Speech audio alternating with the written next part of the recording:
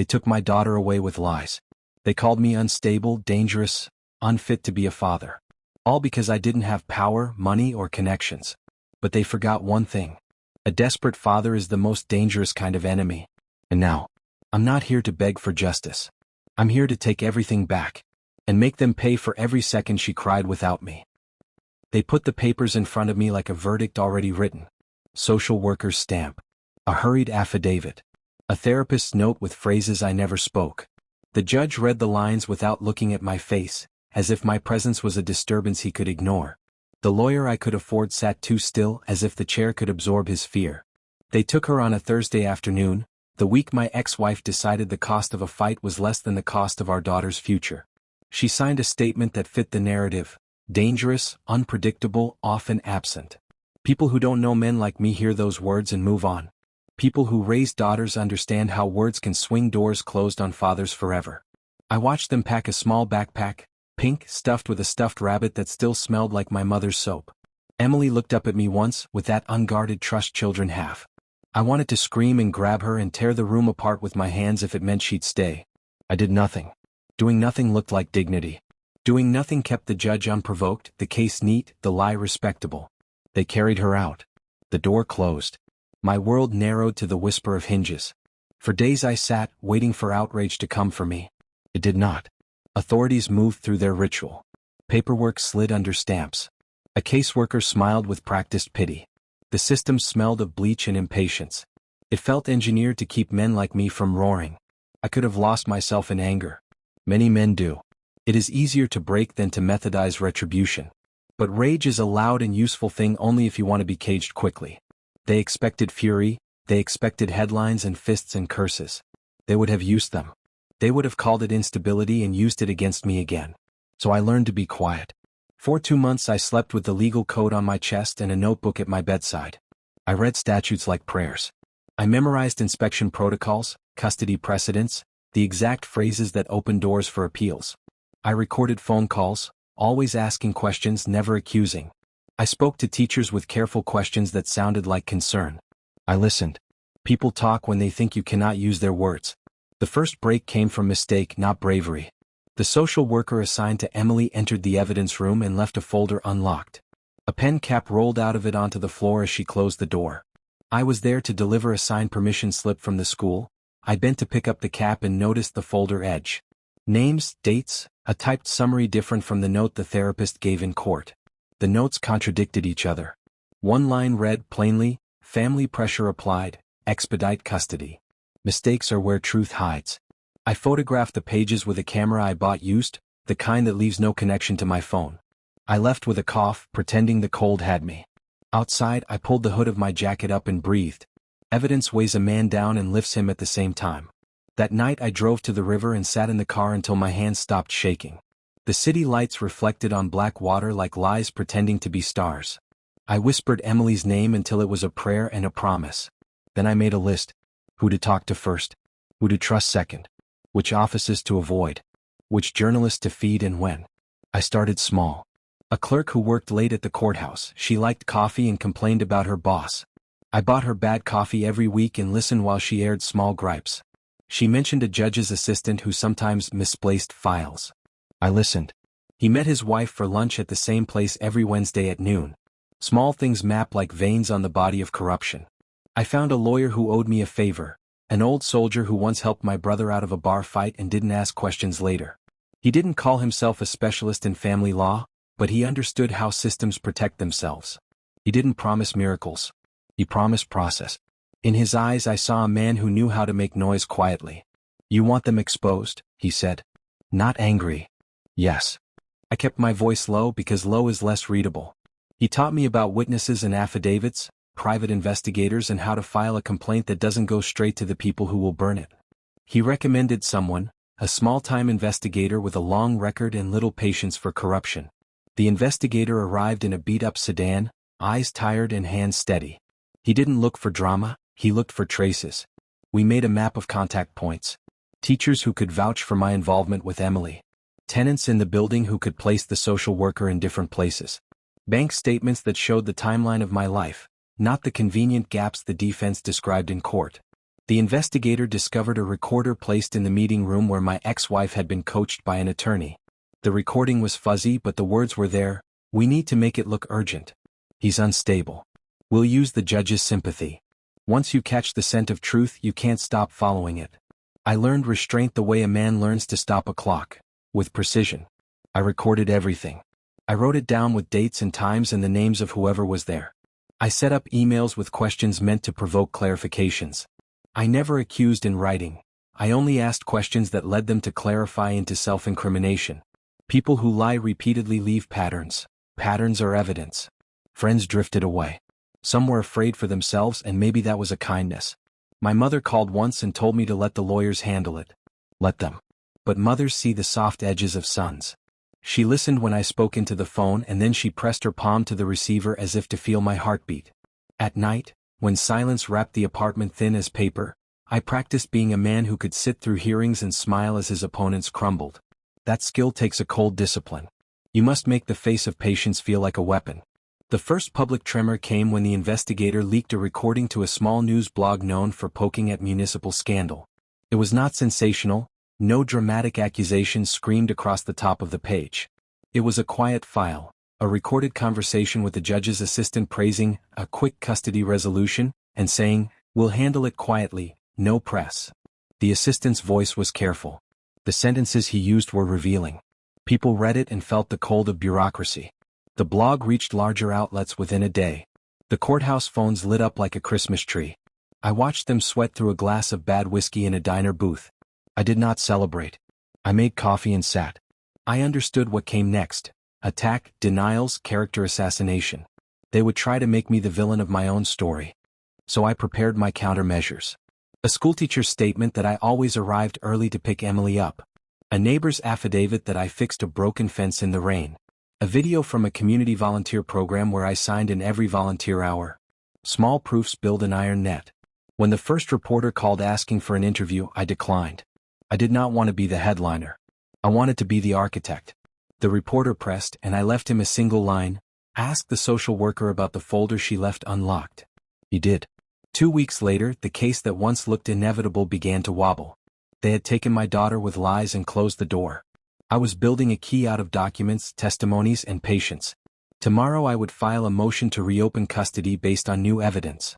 I slept for only a few hours, and somewhere in the city my daughter slept in a bed that smelled faintly of her aunt's perfume. I could not promise the law would be quick. I could not promise she would come home tomorrow. But I could promise myself one thing. I was no longer the man who watched the door close. I was the man who would open it again, and when I did, the truth would be loud enough to drown their lies. They pushed back hard. That was the first thing I learned. Truth wakes a beast, and beasts bite where it hurts most. When the blog picked up the recording, the courthouse doors didn't open. They slammed. Denials were crafted, alibis rehearsed, and character assassins hired to whisper doubts into microphones. They tried to turn the story away from corruption and toward me, the predictable second act. I expected it. I had planned for it. Still, the first volley landed where I did not want it to. My daughter's school started getting calls. A pre-recorded voicemail, polite but persistent, asking if Emily had been seen playing in public with a man who did not appear stable. A parent snapped a photo of my truck outside the volunteer center and posted it with a caption that assumed guilt. Small things metastasize fast. My lawyer told me to keep distance. No public posts. No angry calls. Let evidence speak. I obeyed. It was easier some nights than others. The hardest part was keeping my face calm when people in line at the store glanced and looked away, eyes sliding off me like stones. People fear being seen with the accused. Court was its own animal. The judge assigned a new hearing date. The courtroom filled with faces polished by consequence and rehearsed righteousness. My ex-wife sat with an attorney who wore confidence like armor. The social worker testified about concerns and procedures. I listened while the defense painted me in shades they hoped the jury of public opinion would accept. Volatile, unreliable, a liability. My lawyer moved with the precision of a chess master. We presented the unlocked folder, the recording, the bank slip, the affidavits from neighbors, the volunteer logs. Each piece was a small, steady hammer. The investigator testified about misplaced files and instructions to fast-track cases. The journalist read the assistant's words aloud, letting them hang in the air like smoke that reveals where a fire must be. They brought in an expert to discredit the recording, to say it could be edited, manipulated. I watched the expert's face when my investigator produced metadata from the recorder, timestamps, an original file that matched the leaked version. The expert's certainty cracked. But certainty can be resilient. The defense produced a psychologist's evaluation that painted me as impulsive. They had a counselor who testified she recognized signs of instability in men who struggled with anger management. The words were soft, clinical, poisonous. They played a clip of a private conversation I had with a friend, a moment of weakness captured and framed to sound like a threat. People love simple narratives, good guy, bad guy. Complexity makes them uncomfortable. I kept my mouth shut. I let them carve out their lies and then I presented facts to fill the empty spaces. A volunteer coordinator spoke about my punctuality and patience. The clerk I'd bought coffee for swore she had seen files moved and messages buried. A neighbor confirmed my presence fixing the fence the morning before the social worker's urgent visit. The layers began to show. Outside, the smear campaign kept rolling. Anonymous posts, a doctored image of me with a bottle, a rumor sewn into a community group that I had missed school conferences. People wanted narrative, and they stitched one together with whatever thread they could find. They also tried threats. A man in a car followed me for 2 days. I noticed him in the rearview mirror and changed lanes until he gave up. My landlord called with an anonymous tip about noise complaints. My phone rang with silent numbers at midnight. Intimidation is a language and I was fluent at reading it now. But the public story was shifting too. The national outlet ran a piece not sensational but stubbornly factual. Timelines, copies of documents, voices from people who had previously been quiet. That kind of pressure changes rooms. People in power prefer to act alone. They do not like auditors or cameras or curious reporters. Then came the turning point. The judge's assistant took the stand and, under oath, denied handwriting on one of the notary's stamps. He stammered at first, then cracked. He admitted to helping out with paperwork when the clerk was away. He said he'd been told to smooth the path by the judge himself. The courtroom inhaled. You could see the defense team searching for footholds. There were none left strong enough. The prosecution moved quickly. Subpoenas were issued for bank accounts and communication logs. The judge recused himself the next day, an unspoken admission that his impartiality was compromised. For the first time in months, I felt a cautious optimism that wasn't just survival instinct. But the fight did not end there. The system is a hydra. Cut one head, another writhed. My ex-wife doubled down. She fought for the right to move the case to another jurisdiction. She said the publicity threatened Emily's privacy.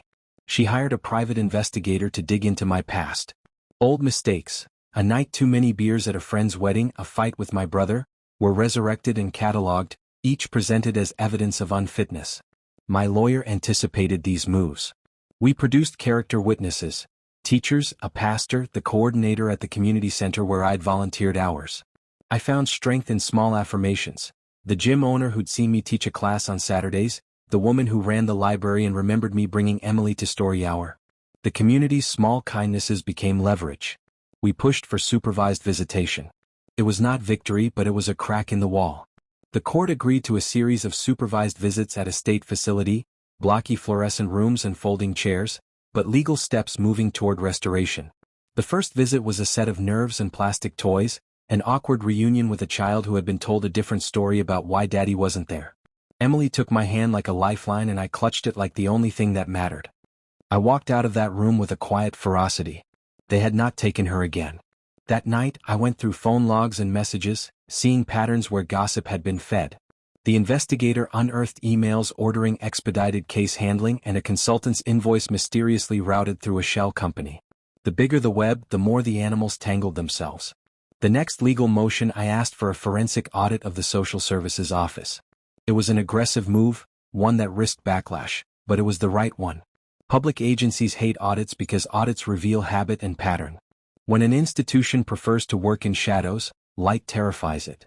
Opposition rallied. The defense claimed harassment. An anonymous complaint alleged that I had threatened a staff member, false. A local reporter published a column questioning whether the push to reopen the case was more about spectacle than a child's welfare. I watched these pieces not with fear but as expected stones thrown by those clinging to their ledge. In the quiet between hearings, my mother called and said the word I needed more than she knew: pride. Not the kind that insists on being right, but the steady, stubborn pride of a family that will not be erased. Steadied me. The audit request was accepted. Someone upstairs decided the optics of appearing tough on corrupt practices mattered more than protecting cronies. Files were cataloged, computers were seized, and emails were parsed with a patience I had learned to admire. A week before the audit results were due, my ex-wife sent a message asking if she could bring Emily to the bookstore where I volunteered. It was the first time she had initiated contact. I said yes. The message was small, a door cracked.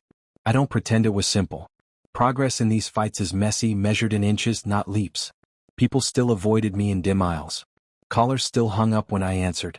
But the momentum had shifted enough that I could feel the current pulling in my favor.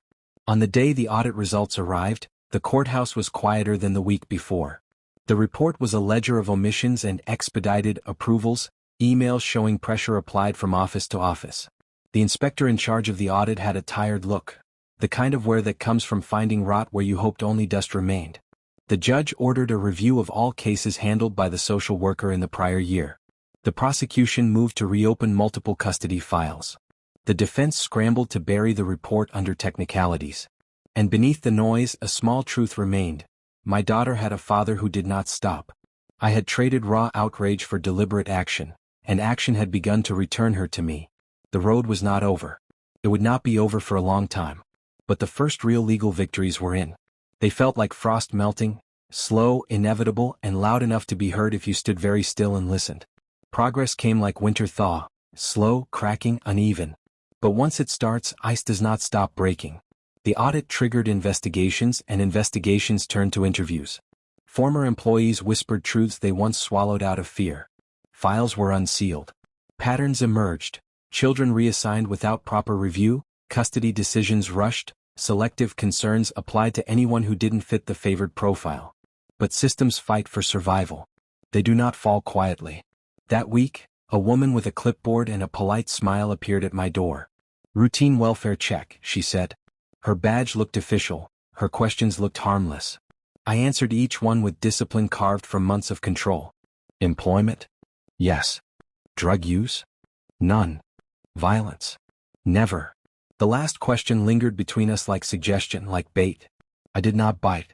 When she left, my investigator called within minutes. "That wasn't routine," he said. "They're fishing for cause.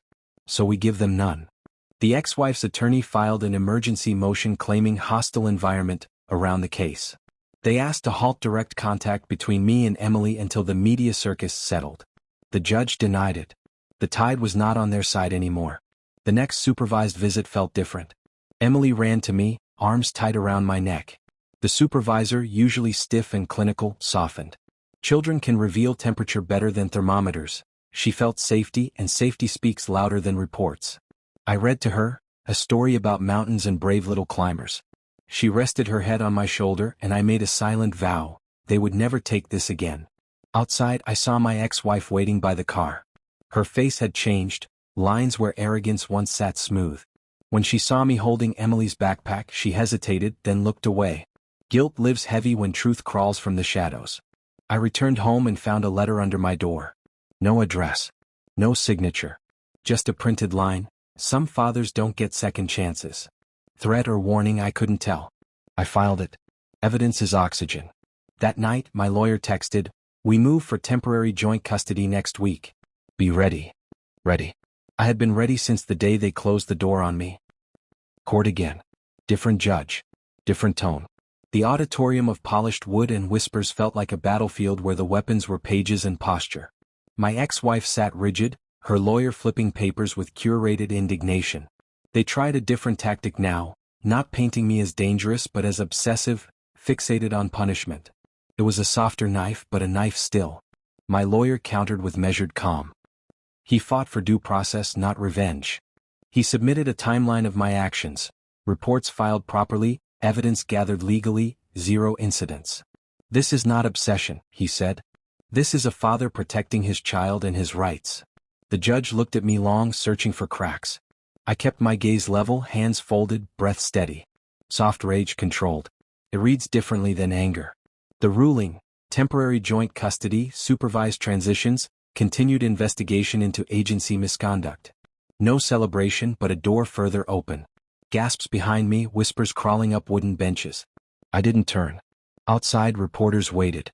Microphones pointed like weapons. I kept my statement simple.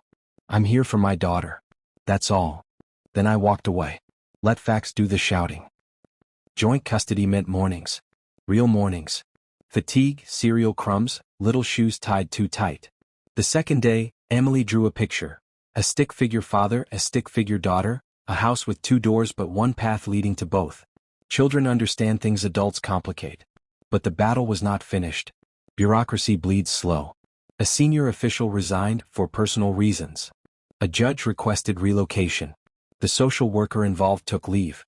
Rumors spread. Men in suits tried to bury the scandal under paperwork, but journalists kept digging. Then came the blow they hoped would kill momentum. A custody review panel recommended psychological evaluation. Standard procedure after high-conflict cases. Standard, yes. Convenient, also yes. Another chance to label me unstable. I accepted immediately. Calm disarms suspicion faster than anger. The evaluator was deliberate, eyes sharp, questions layered with traps. I answered plainly. I did not speak of revenge. I spoke of responsibility, of fear, of losing a child to a system not built to understand fathers. Truth can be razor sharp when spoken clean. 2 weeks later, the report came. Emotionally stable. High resilience. Strong parental bond. No indicators of violence or instability. It was more than a document, it was a hammer. The court granted unsupervised. When I picked Emily up that first unsupervised day, she hugged me and whispered, "Mom said you didn't want to see me." Lies dissolve fast in truth's warmth. We bought ice cream, sat on a bench, and I told her, "I always wanted to see you." Every day. No anger. Children deserve love, not vengeance repurposed as lesson. The inspector's final report arrived weeks later. It confirmed misconduct, improper case handling, pressured signatures. Names. Timelines. Recommendations for prosecution. The system had not fallen. Systems rarely do, but it bent enough to show spine. Next hearing, full custody review. My ex-wife looked tired. Fear lived behind her eyes. Not fear of losing, fear of truth's judgment. She approached me outside the hall. I never meant all this. Half confession, half defense. Then don't fight the right thing now, I said. Not cruelty. Not triumph. Just clarity. She nodded, barely, the first fracture in her armor. The judge read the recommendations, weighed arguments, and delivered. Primary custody to the father. Structured visitation for the mother. Mandatory review of agency conduct. Silence, deep as prayer. I didn't smile. Victory in battles like this isn't joy, it's release. My chest felt lighter, but my heart heavy with what had been lost to get here. There are no winners in wars over children, only survivors. After court, I buckled Emily into my car. She looked up at me, curious, hopeful. "Can we go home?" she asked. "Yes," I said. "We can go home." On the drive, she sang softly, a song from school, off-key and perfect. The sun set behind us like a curtain closing. Ahead, road. Quiet. Open. They thought taking her would break me. They thought the system would protect them. They thought a father was an easy thing to erase. They were wrong. I didn't win because I shouted. I won because I never stopped walking toward the truth. And now, she's back where she belongs. With me. And anyone who tries again will not face a desperate father. They will face a rebuilt man who already learned how to fight a system and win.